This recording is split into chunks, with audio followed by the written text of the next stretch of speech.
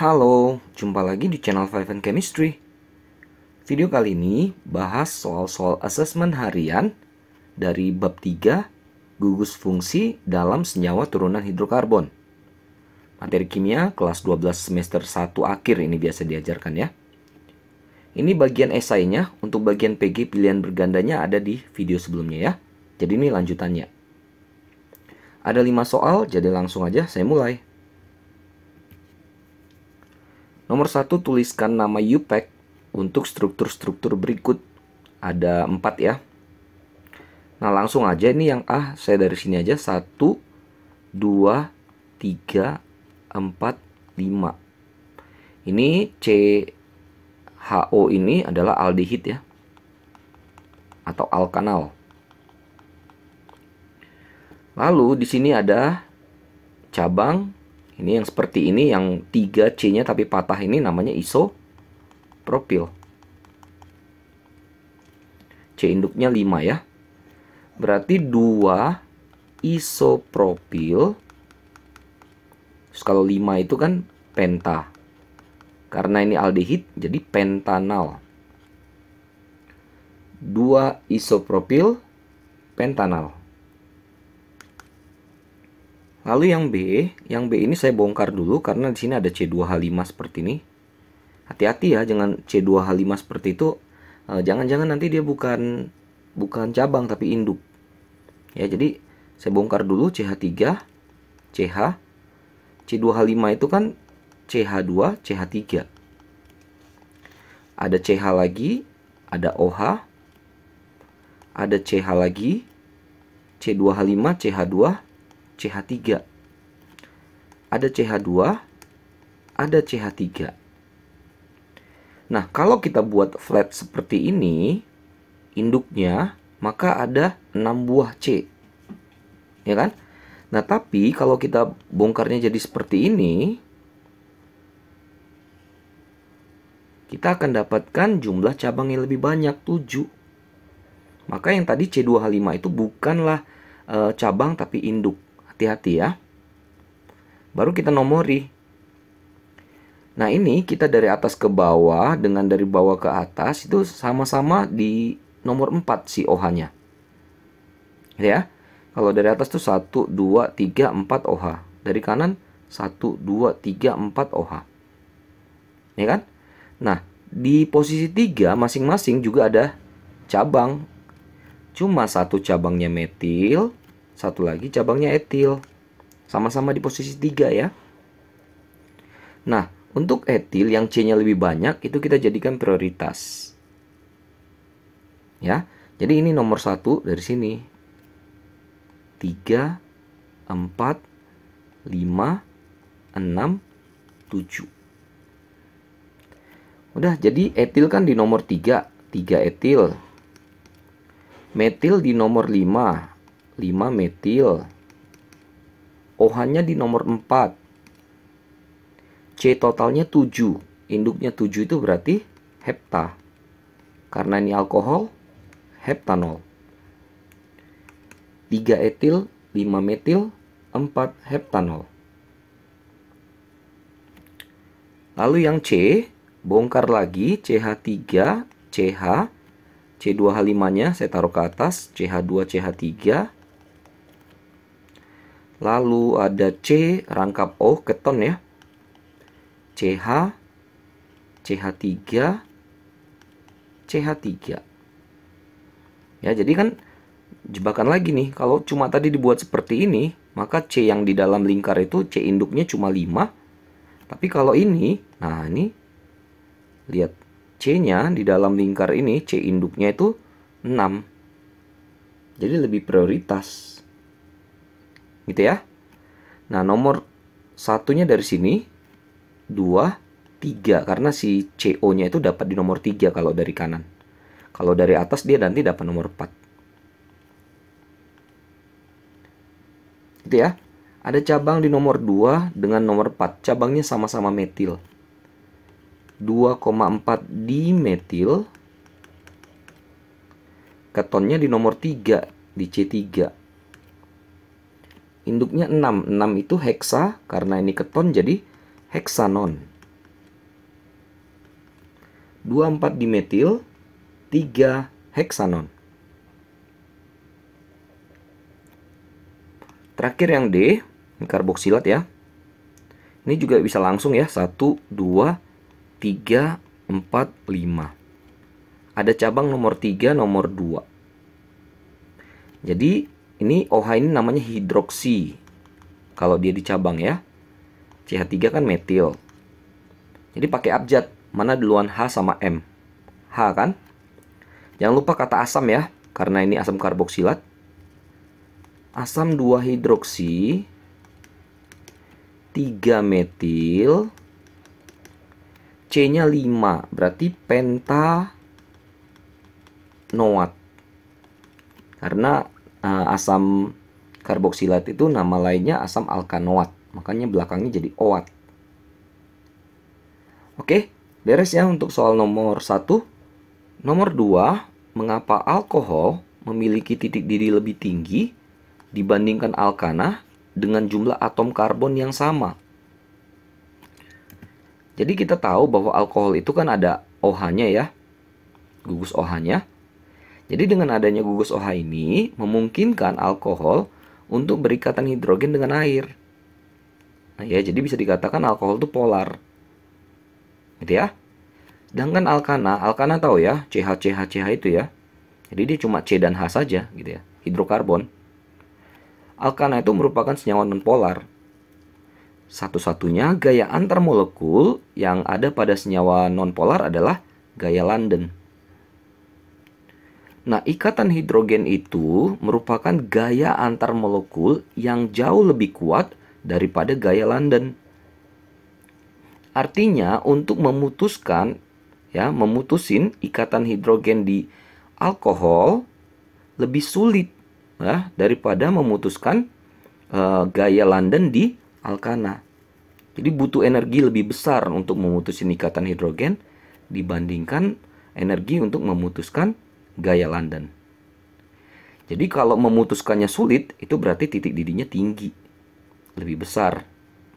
Sedangkan kalau gampang diputusin berarti titik didihnya lemah, rendah. Itulah alasan kenapa titik didih alkohol lebih besar daripada titik didih alkana dengan jumlah atom karbon yang sama. Mudah-mudahan bisa dipahami ya nomor 2 ini ya. Nomor 3, penggunaan freon sebagai zat pendingin dalam lemari es dan AC memberikan dampak negatif terhadap lingkungan. Benar ya? Secara langsung, freon menyebabkan terjadinya efek rumah kaca. Benar gak? Jadi gini, freon kita kenal juga dengan CFC ya, klorofluorokarbon, senyawa alkana yang stabil, sangat stabil, sukar bereaksi. Nah, gimana dia bereaksinya? Nanti ketika dia naik ke atas tuh nanti ketemu dengan ozon di lapisan stratosfer di atas tuh lah ya, stratosfer. Freon itu nanti bereaksi dengan si ozon, lama-kelamaan yang namanya bereaksi kan berarti kan terpakai gitu. Ozon itu lapisannya lama-lama tipis, bahkan mungkin aja terbentuk lubang ozon. Nah, dengan adanya lubang ozon ini memungkinkanlah sinar ultraviolet atau UV yang berbahaya bagi kehidupan untuk mencapai permukaan bumi secara langsung ya.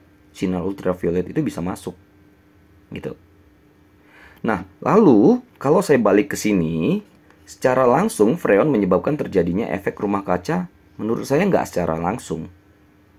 Ya, karena kan dia harus terbang dulu, ke atas dulu, reaksi dulu gitu. Dan merusak lapisan ozon, baru UV masuk gitu ya. Sedangkan kalau efek rumah kaca itu yang paling utama, signifikan itu adalah karbon dioksida. Ya, dari hasil pembakaran bahan bakar fosil gitu. Jadi kalau ada kendaraan itu keluar CO2-nya itu kita langsung bisa rasa panas. Jadi dia efeknya itu langsung. Ya. Jadi menurut saya ini kurang tepat ya, menurut saya. Oke. Nomor 4, ada suatu senyawa organik RCOOH, asam karboksilat ya. Sifat-sifatnya: 1, dihasilkan dari oksidasi lanjut senyawa alkohol primer yang berantai lurus. Yang kedua, 1 mol senyawa yang dioksidasi menghasilkan gas karbon dioksida dan air, masing-masing 112 liter pada keadaan standar. Gambarkan struktur senyawa tersebut disertai dengan namanya. Ini yang dimaksud ya, si RCOOH itu ya. Jadi gini ya, alkohol itu, alkohol primer, kalau dioksidasi kan akan menghasilkan aldehid. Nah, oksidasi lebih lanjut itu akan menghasilkan namanya asam karboksilat. Itulah yang RCOOH itu. Ini ya, nih nomor satunya ini. Berarti pasti yang dimaksud adalah alkohol yang primer ini. Nah, nomor 2-nya, yang bagian keduanya ini agak sedikit ini ya, jadi 1 mol senyawa yang dioksidasi. Apakah si alkoholnya yang dioksidasi atau si zat organik ini yang dimaksud yang dioksidasi? Ini ya, saya agak strugglingnya tadi di situ. Oke, nah saya kembali aja deh ke asam ininya, asam karboksilatnya. Ingat asam karboksilat itu kan polanya adalah CN H2N O2. Gitu ya. Jadi kalau CN H2NO2 ini dioksidasi, artinya dibakar ditambah O2, hasilnya itu CO2 plus H2O. Di mana CO2 112 liter yang terbentuk, H2O juga 112 liter yang terbentuk pada keadaan standar atau STP. Masih ingat ya? V pada keadaan STP sama dengan mol kali 22,4 liter per mol. Jadi, V pada STP-nya 112, N kali 22,4 liter per mol. Maka molnya adalah 112 bagi 22,4. 5 mol. Jadi, baik si CO2 maupun H2O yang terbentuk itu, yang 112 liter itu, sebanding dengan 5 mol. Jadi kalau saya taruh lagi di sini, saya ulangin lagi reaksinya. Tambah O2 menghasilkan, nah mol ini 5 mol ini jadikan koefisien, taruh di sini. Sama di H2O juga sama. Nah, lalu bisa kelihatan jelas kalau C-nya itu di kanan ada 5, di kiri itu N. Berarti kan N-nya 5 kan? Sementara hidrogennya itu di kanan 10. Di kiri 2N. Ya berarti hanya ini adalah 5 kali 2. Pas kan? 10. O2. Tambah O2 menghasilkan 5 CO2 plus 5 H2O. Tapi ini O-nya belum setara ya. Karena di sini 10. Ini ada 5. Berarti 15 ya di kanan. Ini udah ada 2. Berapa lagi supaya 15? Ya berarti 13 lagi. 13 per 2. Jadi inilah reaksi oksidasinya untuk data yang kedua ini ya. Lalu yang ditanya adalah gambarkan struktur senyawa tersebut disertai namanya. Jadi ini kita harus bongkar. Ya, jadi kita tinggal buat aja C-nya sebanyak 5. Karboksilat berarti OH. Kenapa rantainya lurus? Tadi kan dibilang karena oksidasi lanjutnya itu dari senyawa alkohol primer berantai lurus. Berarti karboksilatnya juga C5 rantai lurus. Tinggal isi hidrogen. Maka ini adalah asam 5 itu penta ya. Pentanoat. Jadi senyawa organik RCOOH-nya adalah asam pentanoat. Mudah-mudahan ini juga bisa dipahami ya, walau agak ribet juga ini ya, HOTS. Yang terakhir, HOTS lagi, suatu senyawa organik memiliki rumus struktur sebagai berikut. Harus kuat ya teman-teman ya untuk melihat gugus fungsi. Namanya ester ya, gugus ester nih. Tuliskan hasil hidrolisis dari senyawa tersebut. Jika senyawa hasil hidrolisisnya tidak dapat bereaksi dengan KMNO4, tentukan rumus struktur senyawa tersebut. Jadi CH3CO COC4H9 ini kalau kita hidrolisis, artinya ditambahkan air, maka nanti hasilnya adalah jadi kayak putus-putus gitu ya. Jadi ini nanti akan berubah jadi alkoholnya, ini asam karboksilatnya. Karena ester itu kalau di breakdown menjadi asam karboksilat plus alkohol.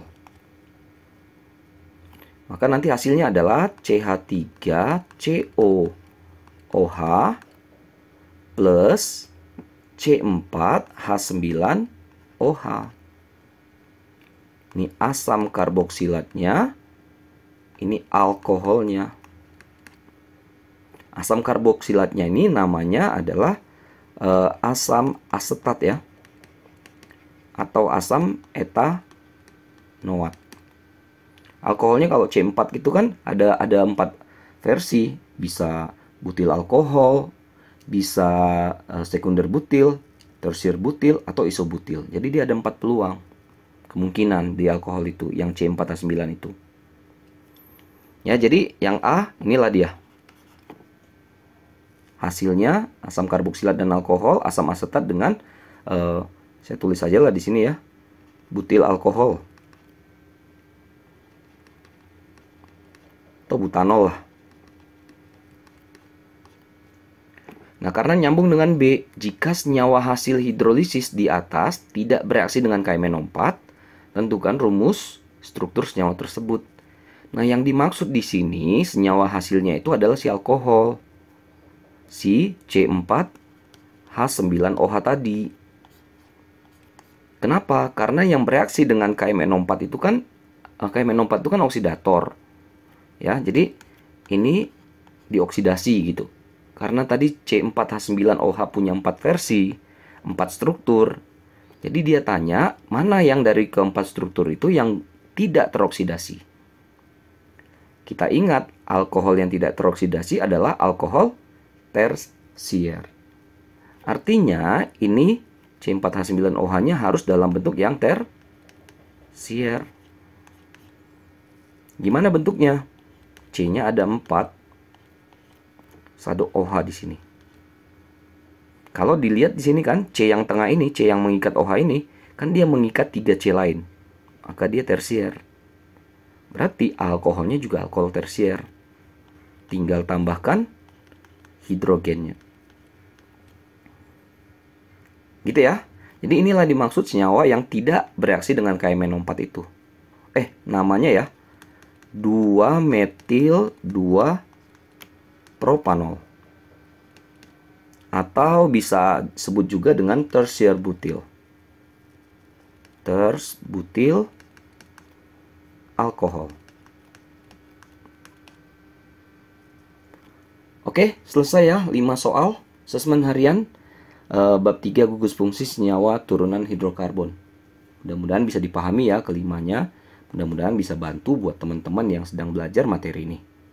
Mohon maaf ya teman-teman kalau ada kesalahan kekurangan, cuma bantu saja. Jangan lupa cek terus, update terus video-video terbaru lainnya di channel Five and Chemistry ini. Sampai jumpa dan bye-bye.